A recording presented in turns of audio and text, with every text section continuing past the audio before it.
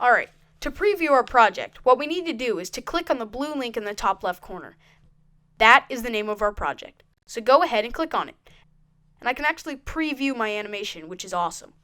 One thing I want to call your attention to are some options over here on the right. You can edit, and right now my project is public, and that's because I have the free subscription.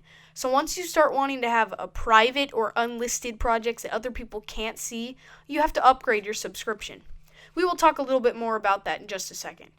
You can also change the size of your project. So if you want it to be bigger, you can certainly do that. So right here, I changed mine to 1064 pixels. Also, you can embed it. If you have like a website or digital portfolio, you can get the code and embed the code there.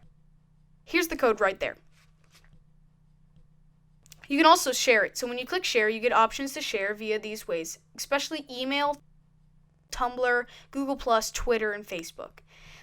This last option allows you to delete the project. Now, I don't really want to delete it, so I'm going to come back here and just let me make the size a bit smaller again.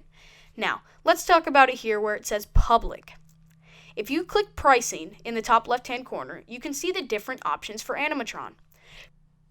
Clearly, we are using the free version, and that's perfectly fine. You can do a lot with the free option. But notice you have 5 public projects that you're limited to at the free option, and you don't get to do any private or unlisted projects. You also have a watermark for Animatron when you download it, which is not a huge deal.